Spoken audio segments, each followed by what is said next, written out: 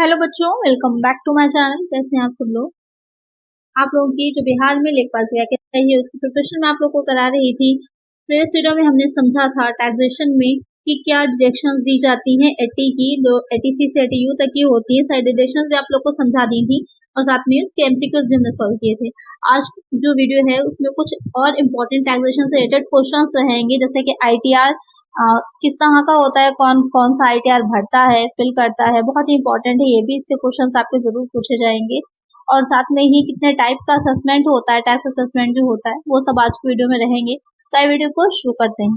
संक्षिप्त कर निर्धारण जो धारा 143 की उपधारा 1 के अंतर्गत की सूचना निम्न अवधि की समाप्ति के बाद नहीं दी जा सकती।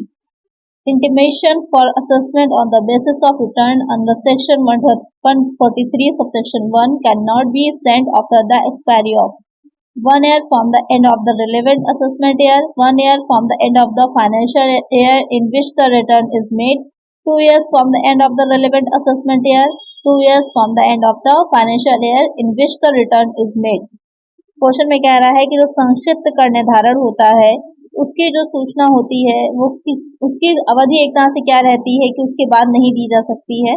कि संबंधित कर निर्धारण वर्ष की समाप्ति से 1 वर्ष पहले, जिस वित्तीय वर्ष में रिटर्न दाखिल किया जाता है उसकी समाप्ति से 1 वर्ष पहले, संबंधित कर निर्धारण वर्ष की समाप्ति से 2 वर्ष, या फिर जिस वित्तीय वर्ष में रिटर्न दाखिल किया गया था उसकी समाप्ति से 2 वर्ष। तो यहाँ पर एक आंसर क्या होगा आपका, वो हो जाएगा ऑप्शन बी कि जिस वित्तीय वर्ष में, जिस फाइनेंशियल ईयर में आपको रिटर्न को दाखिल करना था, सबमिट करना था और आपने नहीं किया, उसकी समाप्ति से उसके एंड होने के 1 वर्ष के अंदर तक उसकी जो है सूचना दी जा सकती है, उसके बाद नहीं।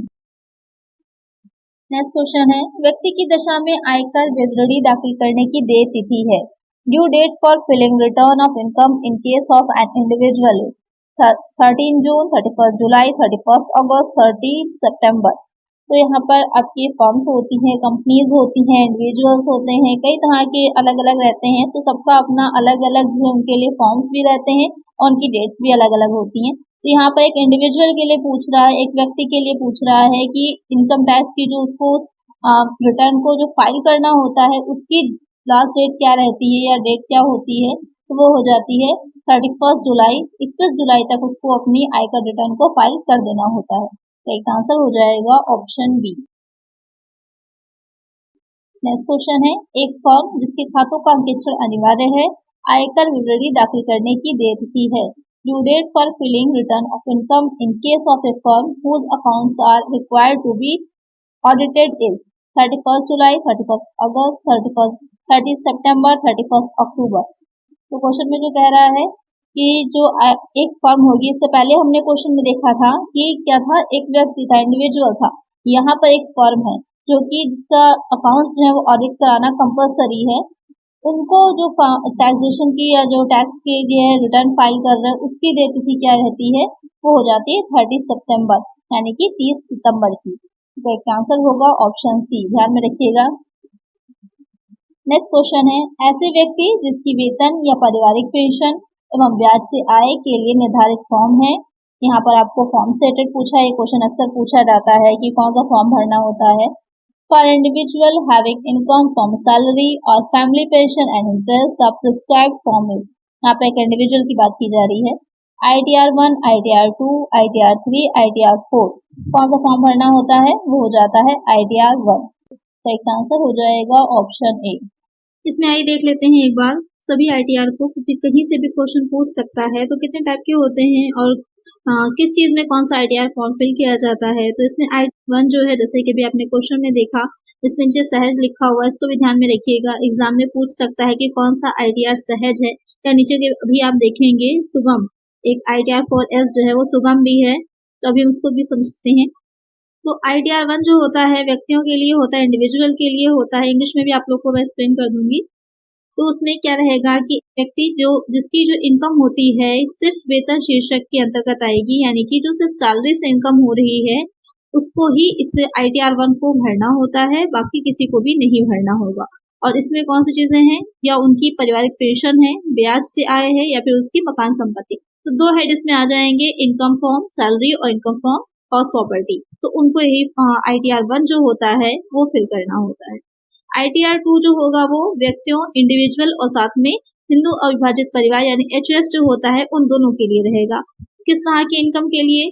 कि जो व्यक्तियों एवं हिंदू अविभाजित परिवार जो है उनकी मकान संपत्ति, पूंजी लाभ या अन्य साधनों से जो इनकम होगी।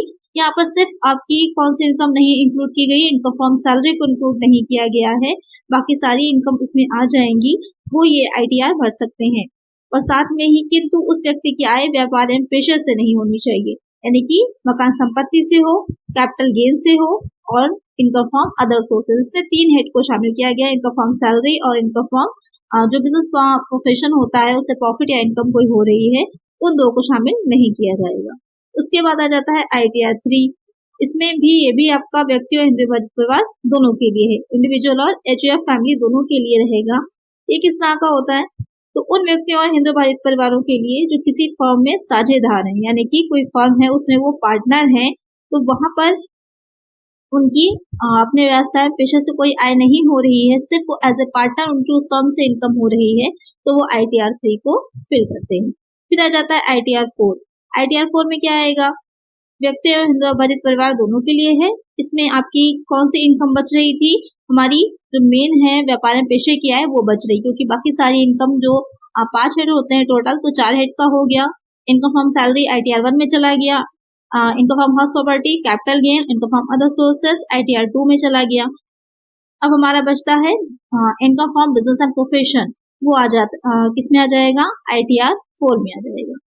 उसी से जुड़ा हुआ एक और है ITR 4S, इसको सुगम कहा जाता है। तो जैसे मैंने बताया था सहज और सुगम, इससे क्वेश्चन UGC नेट में पूछा गया है अभी जून 2024 के ही एग्जाम में, तो इसको ध्यान में रखिएगा। बहुत सिंपल सा पूछ सकता है एग्जाम में कि सुगम कौन सा ITR है, सहज कौन सा ITR है। तो यहाँ पर ये भी आपका व्यक्ति हिंदू अविभाजित दोनों के लिए है।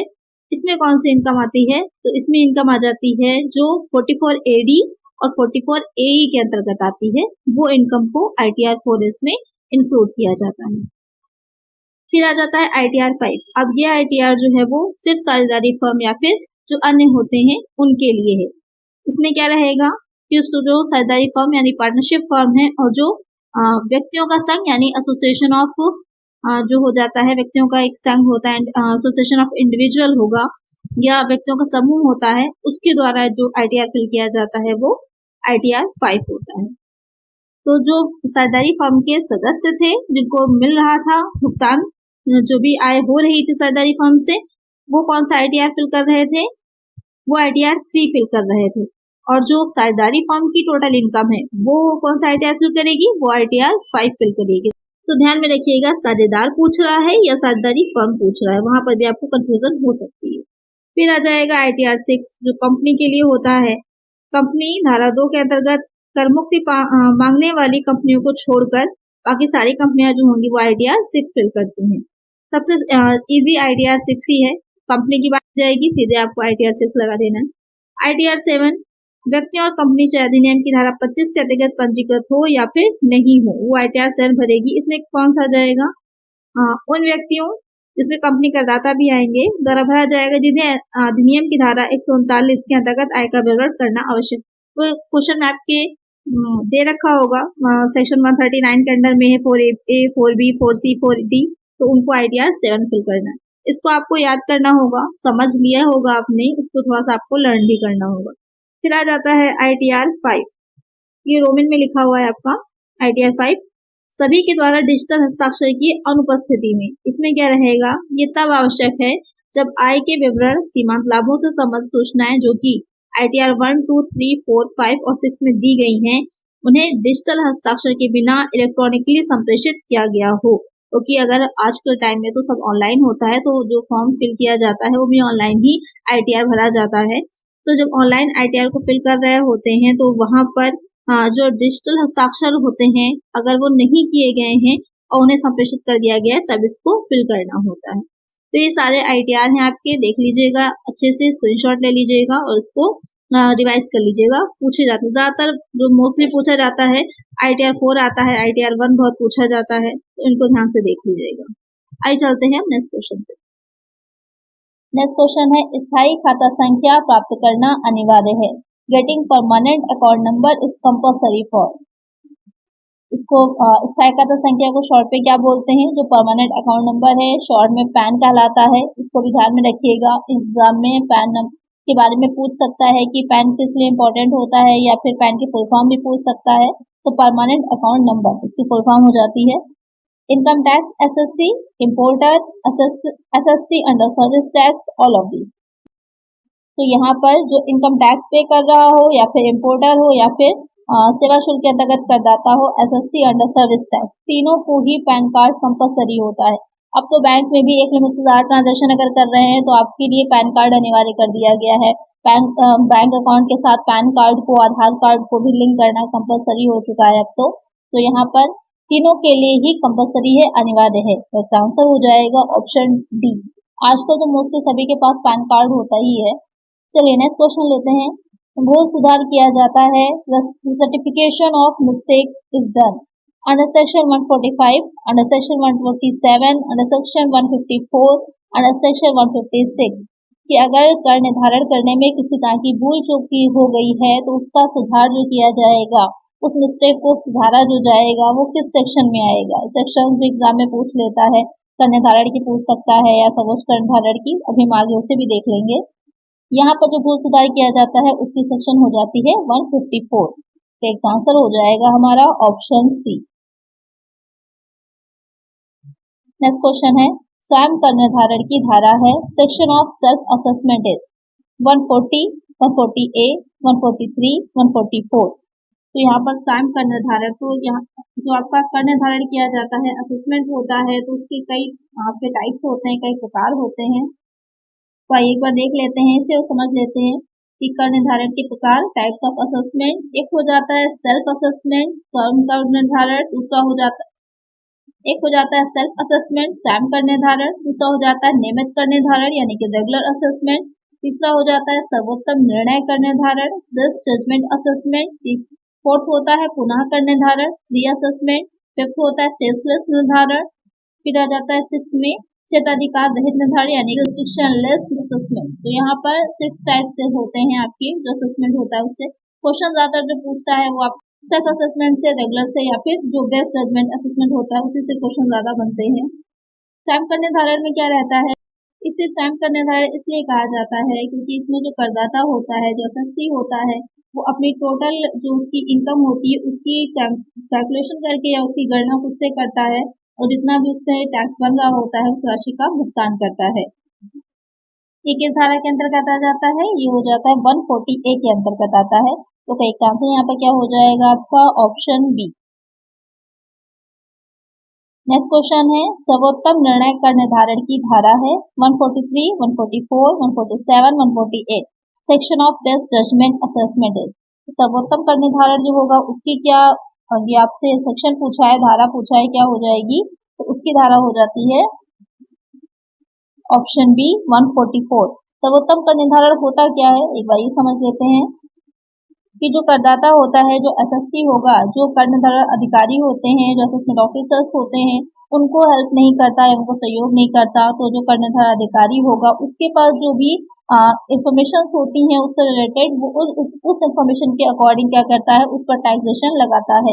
इसमें ये रहता है कि जो डिडक्शन उसको मिल सकती थी वो उससे नहीं मिल पाती क्योंकि उसने खुद से, या ये कह सकते हैं कि हेल्प नहीं करी होती है, या अपने से रिलेटेड जो भी उसको डॉक्यूमेंट्स देने थे उसने नहीं दिए होते हैं, तो वहां पर एक पक्षीय कर निर्धारण हो जाता है। ये एक्स पार्ट असेसमेंट भी कहलाता है, क्योंकि ये कर निर्धारण अधिकारी के अनुसार ही किया जाता है। तो यहाँ पर करेक्ट आंसर क्या है आपका कि कौन सी धारा हो जाएगी? वो हो जाती 144। करेक्ट आंसर हो जाएगा ऑप्शन बी। नेक्स्ट क्वेश्चन है, धारा 143 के अंतर्गत कर निर्धारण वर्ष 2019-20 के लिए कर निर्धारण किया जाएगा संबंधित कर निर्धारण वर्ष की समाप्ति से।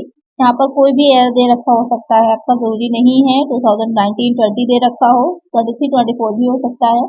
Assessment under section 143 for the assessment year 2019-20 shall be completed from the end of relevant assessment year within 12 months, within 21 months, within 24 months, within 30 months। तो क्वेश्चन में कह रहा है कि यहाँ पर सिंपल सही समझ लीजिए, कर निर्धारण वर्ष की जो एक अवधि होती है वो धारा 143 के अंतर्गत कितनी होती है? तो वो हो जाती है आपकी, किसी भी से पूछे तो 12 माह ही हो जाती है, 12 मंथ की ही होती है। तो एक आंसर होगा हमारा ऑप्शन ए। अब क्वेश्चन ये आता है कि धारा 143 यानी कि 143 जो है वो किससे रिलेटेड है। तो धारा आपकी 143 जो है वो नियमित करने धारा से रिलेटेड है, जो एक नियमित रूप से रेगुलर जो टैक्स लगाया जाता है उससे रिलेटेड है। इसमें क्या रहता है, जो आपने टैक्स रिटर्न फाइल किया होता है तो कभी कभी अगर जो आय के अधिकारी होते हैं, जो असेसमेंट ऑफिसर्स होते हैं, उनको लगता है कि उसमें किसी भी तरह की कुछ गलत है, इन्फॉर्मेशन दे रखी है या कुछ प्रॉफिट जिसको नहीं दिखाया गया है या किसी भी तरह से कोई और टैक्स आप पर बन रहा है, तब वो वहां पर आपको एक नोटिस भेजते हैं और वही आपका कहलाता है नियमित कर निर्धारण या फिर रेगुलर असेसमेंट। यहाँ पर जो आपसे क्वेश्चन में पूछा था कि कितने वर्ष की समाप्ति से पहले कि किसी वर्ष में कितने उसकी समाप्ति से पहले जो समय सीमा पूछी थी, तो वो हो जाती है 12 मंथ की, 12 माह की। तो एक आंसर हो जाएगा ऑप्शन ए। नेक्स्ट क्वेश्चन है, आकाश जिसकी आयु 62 वर्ष है को आय का रिटर्न दाखिल करना होगा बशर्ते उसकी सकल कुल आय निम्न में से अधिक हो। आकाश who is 62 years old has to file a return of income if his gross total income is in excess of 2 lakh, 2,50,000, 3 lakh, 5 lakh। तो यहाँ पर क्वेश्चन में आपसे जो कह रहा है, तो एक तरह से क्वेश्चन जो इस पर बन रहा है कि कितनी आपकी कर मुक्त आय हो, कि कहाँ तक जो होगी आपकी इनकम एग्जेम्प्टेड होगी और किसके ऊपर आपको टैक्स देना होगा। तो एक चीज का ध्यान रखिएगा, यहाँ पर जो साथ में उन्होंने एक एज की वो लगा रखी है कि एक इंडिविजुअल जो कि 60 साल से कम जिसकी आयु है उससे 2,50,000 तक टैक्स फ्री रहेगा। उसके बाद आपकी जो 60 से 80 वर्ष के लोग होते हैं, वरिष्ठ नागरिक होंगे, सीनियर सिटीजन होते हैं, उनके लिए है 3 लाख की, और जो आपकी उससे सीनियर सिटीजन होंगे जिनकी 80 के अबव है उसके लिए टैक्स लिमिट जो दे रखी है या एग्जाम की लिमिट जो दे रखी है वो दे रखी है 5 लाख की। तो यहाँ पर क्योंकि क्वेश्चन में आपसे जो दे रखा है स्पेशली आयु बताइए, कितनी बताइए, 62 साल की बताइए, तो आपका वरिष्ठ में आ रहा है। तो इसके लिए कितनी होनी चाहिए, जो आपकी लिमिट रहेगी वो हो जाएगी 3 लाख की। 3 लाख से ऊपर का अगर है तो उसको फॉर्म फिल करना होगा, यानी कि टैक्स जमा करना होगा।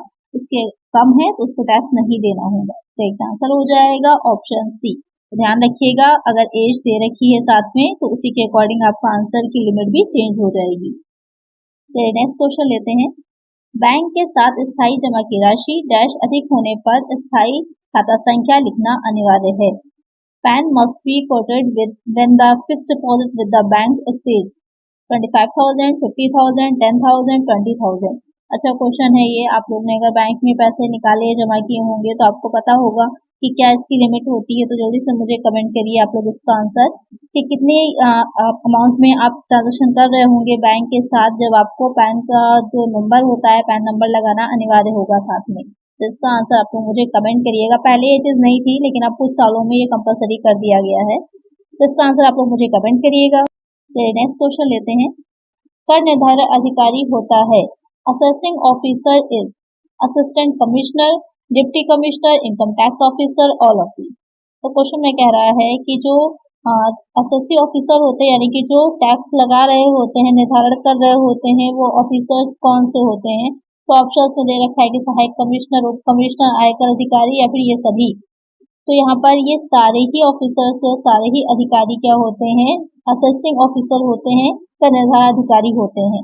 तो क्या होता है कर निर्धारण, यहाँ पर अभी टैक्सेशन जो आपका रहेगा इसमें, तो कर निर्धारण का मतलब ये होता है कि किसी गत वर्ष में, किसी प्रीवियस ईयर में वो व्यक्ति जो टैक्सेशन की लिमिट है उसके अंतर्गत आ रहे होते हैं, तो उनको टैक्स चुकाना होता है। तो उसके लिए उस टैक्स का कर निर्धारण करना होता है। तो जिस अधिकारी के द्वारा किया जाता है वो अधिकारी कर निर्धारण अधिकारी कहलाते हैं, असेसिंग ऑफिसर कहलाते हैं। तो यहाँ पर ये तीनों ही ऑफिसर्स क्या होते हैं, असेसिंग ऑफिसर होते हैं।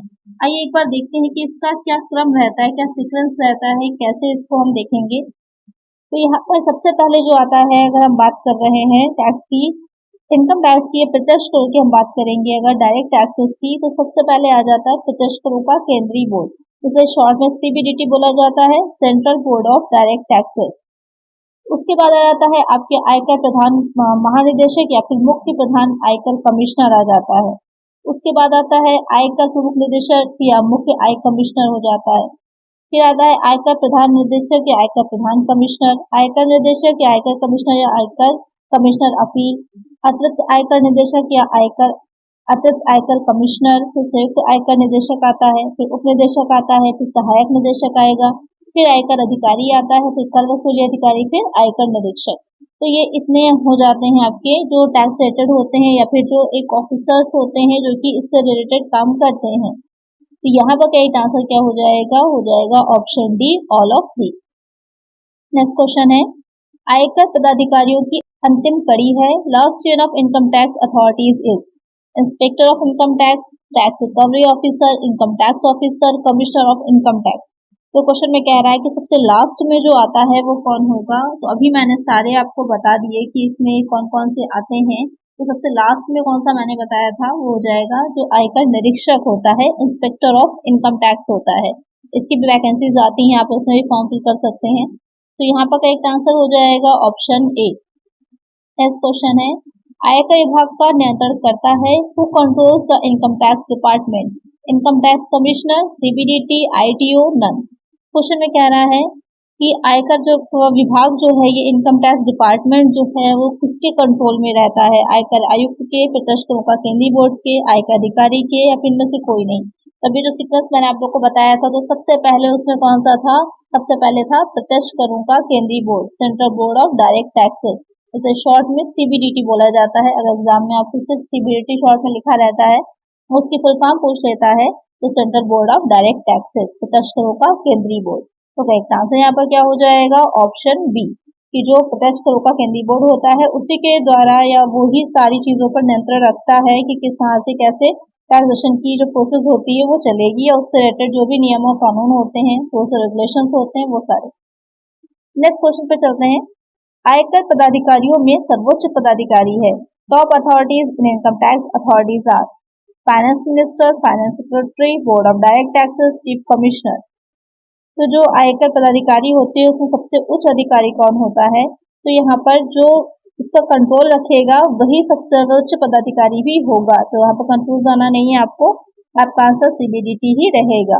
यहाँ पर जो बोर्ड ऑफ डायरेक्ट टैक्सेस होता है, central board of direct taxes, वही सर्वोच्च पदाधिकारी भी माना जाता है। तो करेक्ट आंसर हो जाएगा हमारा ऑप्शन सी। तो आज की वीडियो में इतना ही। आई होप वीडियो अच्छी लगी होगी, क्वेश्चंस अच्छे लगे होंगे। इसी तरह की और भी वीडियोस आती रहेंगी आप लोगों के लिए। ये पूरी तरह से फ्री है, इसका कोई भी अलग से पेड कोर्स नहीं चल रहा है। ये आप लोग का फ्री में यही कोर्स चल रहा है जो मैं आप लोग को रेगुलर वीडियोस प्रोवाइड करा रही हूँ, जो कि आपके एग्जाम तक आती रहेंगी। तो आज की वीडियो में इतना ही। वीडियो अच्छी लगी है लाइक जरूर कर दीजिएगा, चैनल पर नया सब्सक्राइब कर दीजिएगा और फ्रेंड्स तक वीडियो को शेयर कर दीजिएगा। मिलते हैं नेक्स्ट वीडियो में। Thank you.